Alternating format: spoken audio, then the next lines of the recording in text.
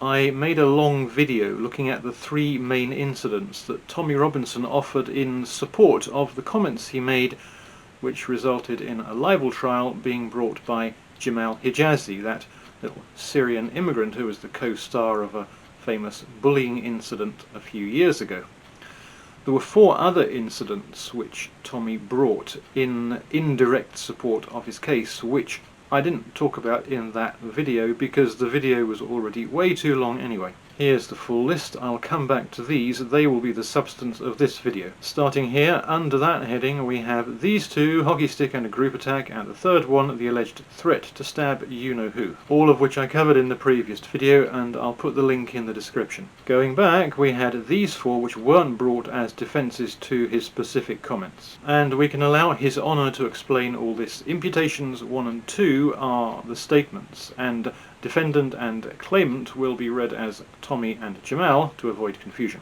The hockey stick incident and the group attack incident are relied upon by Tommy to establish the substantial truth of imputation 1. Tommy relies upon the alleged threat to stab Bailey McLaren to prove the substantial truth of imputation 2. Most of the other incidents relied upon by Tommy were included in his original defence, and Jamal raised no objection to them. This is where it gets tricky. Tommy was allowed to rely upon these further incidents because if he were able to prove them, then although they would not themselves prove the substantial truth of imputations 1 and 2, he might be successful in demonstrating that Jamal had a propensity towards bullying and violent behaviour. In turn, he could rely upon this propensity as leading evidential support to the main incidents upon which Tommy was relying to prove the substantial truth of imputations 1 and 2. So if he'd been successful with these four other incidents, would that have made a difference to the main three, all of which failed on their merits, but whose failure might be contingent on the failure of the other four? Or would the potential success of these four have had some bearing on the potential success of the other three? I don't know, and the judge's words suggests that it might. I'm not as totally categoric with this as I am about the three main incidents, and beyond that there are judicial attitudes here on display outside of the outcome which could do with having a bit of a light shone on them. Tommy failed on all those three counts. He knows it well, and this is the summary I wrote of all that. The rest is not quite so clear cut. And again, this is going to be a long video, so I'll put a time marker on the screen for my summary towards the end, and there'll probably be chapter markings on the timeline as well. So this is the Jamal arm-breaking incident. Jamal's claim: in a group confrontation at school, he was being held with his arms behind his back, he was released and pushed to the ground, and he fell and broke his arm, making him the victim. The other boy's claim was that Jamal grabbed him in a headlock, another boy pushed Jamal off, he fell to the ground and broke his arm, making Jamal the aggressor.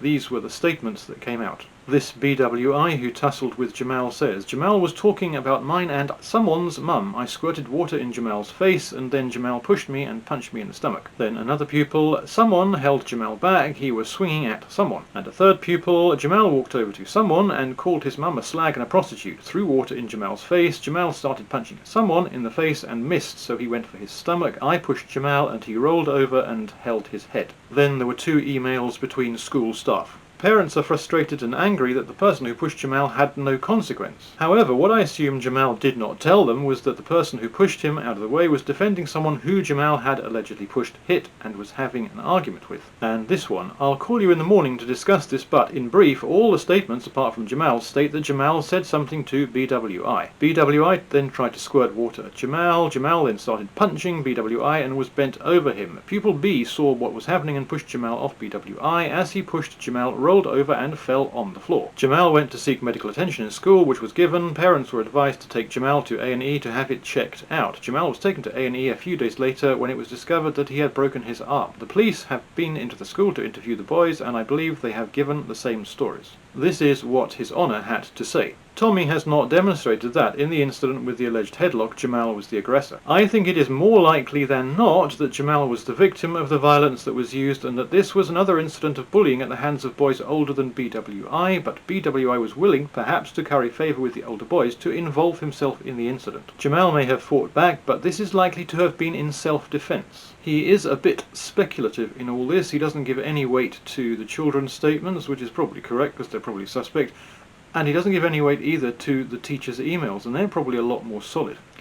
A common theme generally in all this is that The judge, having legitimately rejected the three main defences that Tommy brought, he has a problem with matters in these other four, because he wants to reject the lot. He's really keen to do that, and that's quite a bit harder, and I will come back to that more specifically further on in the video.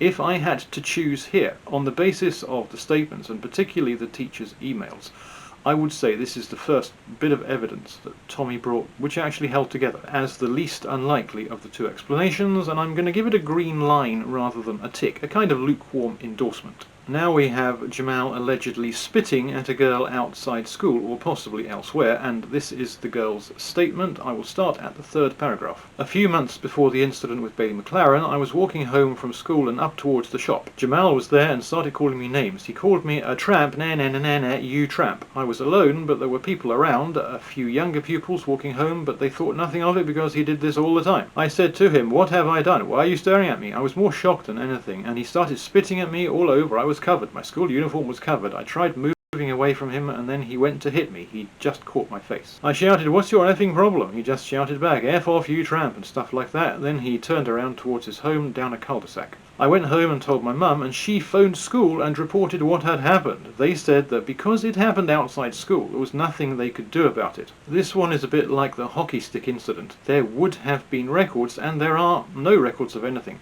The mother's phone call would have been noted, particularly given the gravity of the situation. There was nothing. She was also inconsistent. First she said it happened directly outside school, then she said it happened away from school. And when she says that the school said, "We can't do anything because it's outside school," this is a bit of a weird response from the school, and it's probably more likely to be her attempt to explain away the fact that nothing happened, because nothing happened.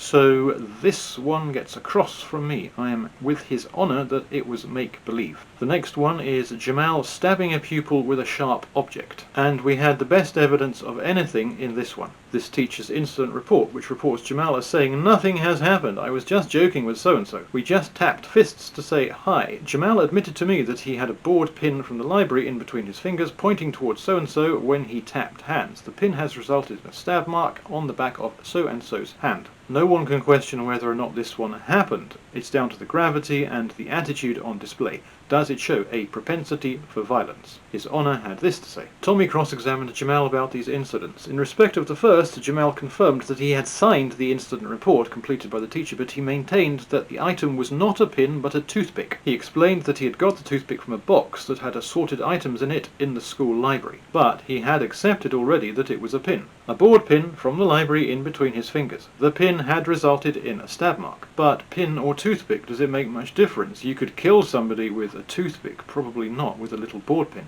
On balance, I accept the evidence of Jamal in respect of these incidents. The use of a toothpick or even a pin as part of a joke with friends is a schoolboy prank, done in mischief, not in malice, as the teacher appears to have accepted at the time. More importantly, the evidence of these incidents relied upon by Tommy is not remotely capable of demonstrating that Jamal had a propensity towards using or making threats of violence towards other pupils. Okay, it's a high bar to cross, propensity towards violence, but he's very accommodating here. It wasn't a pin. Okay. I will also speculate on your behalf that a pin as part of a joke with friends is a schoolboy prank done in mischief, not with malice. I would like to borrow a phrase of the good judge talking about Charlie Matthews' debunked evidence. However, OTP was not adept enough to be able to navigate his account around his claim that Charlie had been sent to seek medical assistance by the teacher. I entirely agree, but I don't think here you have been adept enough to navigate your objective of a complete clean sweep around the fact that Jamal had a weapon in his hands and nobody is disputing the fact. So I score this one for Tommy. I think a boy who hits people with concealed toothpicks or board pins or whatever does have a propensity for violence. And therefore we can finally put a fully fledged tick beside one of these. So now we are here, Jamal's alleged possession of a screwdriver and or a knife. Remember that Tommy tried to use these as evidence of Jamal's inclination towards violence, and this one is based exclusively on a recorded statement from Jamal's father in a meeting. Jamal was told to go to the house office to check he had anything sharp in his bag. A knife and a screwdriver were found. Jamal said they were not his. School did not take any precautions. This is pretty short, so I'll just read the account. In their evidence, both Jamal and his father explained what had happened. Jamal said that, at the end of a PE lesson, he found a small screwdriver in his bag. It was not his, and he believed that it had been put there by someone else. He reported what he'd found to his head of house, who had told him not to worry and that it would be sorted out. Jamal took the screwdriver home and showed it to his father, telling him what happened. Jamal said that his head of house later told him that he had identified the person involved and had punished him. He did not tell Jamal who it was. Jamal's father had raised the issue at the meeting because he was concerned that the screwdriver had not been confiscated by the school and that Jamal had been allowed to keep it and bring it home. Cross-examined by Tommy, Jamal's father was adamant that there was only a screwdriver, there was no knife. The knife inclusion probably was, in fairness, a mistranslation, because Mr. Hijazi had used an interpreter during the meeting because he doesn't speak English. Of course he doesn't. What a shock. This is the only version of this matter. There is no alternative explanation. If Jamal had brought the screwdriver in himself to make mischief, he'd hardly go and hand himself in. And there's no other incriminating version of this about how it was found. There's no suggestion, for example, there was some kind of a impromptu school bag check. So this does have the ring of truth to it. But a couple of things. I am beyond understanding why the teacher wasn't called to give a statement about this, the head of year, the head of house, or whatever it was, in order to clear all this up. And also this. Jamal said his head of house later told him that he had identified the person involved and had punished him. He did not tell Jamal who it was. That doesn't bother the judge at all. How exactly do you identify somebody who has simply put something in somebody's bag like that? And then you convey the bizarre information to them that this person has been found, they've been punished, but you don't say who this person actually is. I will return to this. Otherwise, I tend to agree that Jamal's story does have a ring of truth to it, and there is no other incriminating version that we have to look at. But this is rather odd, I think. The judge doesn't agree with that. Stepping back, Tommy is seeking to demonstrate, as a matter of fact, Jamal had gone to school equipped with a screwdriver and a knife based solely on minutes of a meeting. I do not know who completed these minutes, when, and based on what records. Against that, I have the sworn evidence of two individuals with direct knowledge of the events. I accept their evidence. Tommy can't use this as evidence of Jamal's propensity for violence because it is way too insubstantial, but the judge is very accommodating. He had sworn evidence from Charlie Matthews, from her witness, from Bailey McLaren, and others, all of which he correctly rejected. Why doesn't he reject this anonymous resolution as equally implausible? Anyway, in the meantime, I have to sign this one off as a fail as well, but I will come back to the outstanding worries. And this would now be a good time to summarise. Bullying resulting in broken arm. Jamal says he was held, released and pushed to the ground. Statements from pupils and teachers suggest he was actually the aggressor. My take leans in favour of Tommy's claim of Jamal's propensity for violence. Verbal abuse towards girls and women. Girl says Jamal called her names and spat at her multiple times. She is inconsistent about where this happened. Her mother's apparent phone call was not recorded, and implausibly her mother didn't take any further action. My take, this story is invention. The board pin stabbing incident. The stabbing incident is undisputed, and the judge's description of a playful prank is inadequate. My take very much leans in favour of Jamal's propensity for violence. The knife and the screwdriver. Jamal's version is entirely plausible, and although a lot is, I believe, wrongly dismissed by the judge, there is no alternative version to incriminate Jamal. My take, this adds nothing to Tommy's claim of Jamal's propensity for violence. And to reduce all that to pretty pictures, including what was covered in the previous video, that's how this video looks. First one leans towards Tommy, but I've resisted giving it a tick. 2 and 4 are fails, even if 4 does show radical judge partiality, and it's not the only time, and 3, the board pin, he succeeds. That's the previous video, they all failed.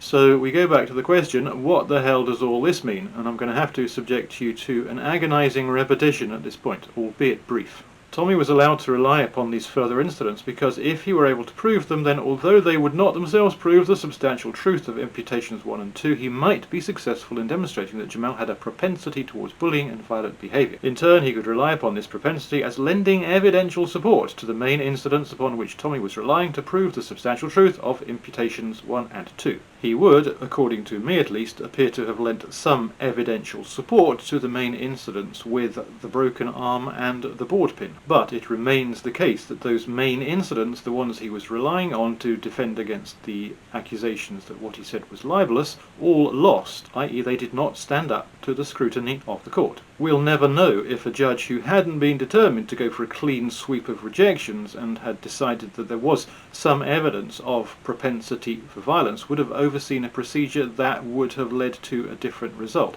I don't think so. Even if these 4 additional matters had stood up to the scrutiny of the court, it would still surely have been nigh on impossible to reach any conclusion other than Tommy's defence failed, because the main ones failed.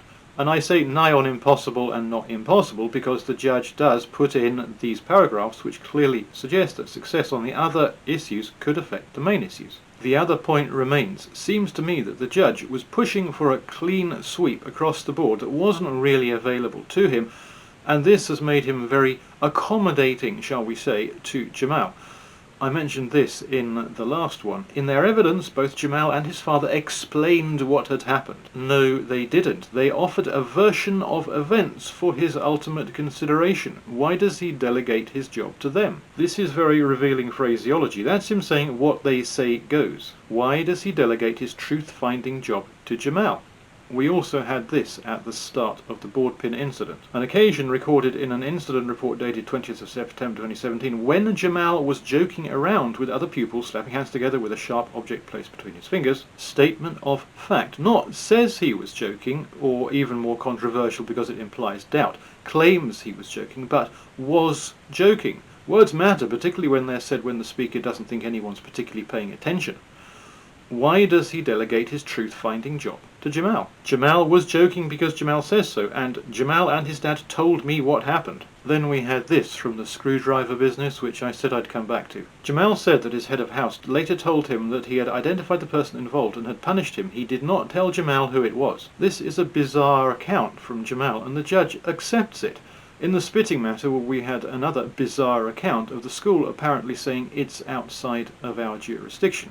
This was the judge's response to that. In any event, the suggestion that AYQ's mother was told that the school could do nothing because the incident took place outside school does not ring true. AYQ's mother did not herself give evidence, and this appears simply to be an effort to advance a reason for why there is no record of the incident, despite the mother's alleged complaint to the school. Yes, sounds like rubbish.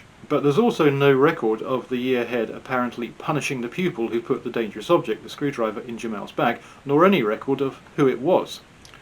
And this, well, it was resolved, but he never told me. This sounds odd, and it could be Jamal advancing a reason of why there's no record, to quote the judge back from the previous one, because Jamal made it up.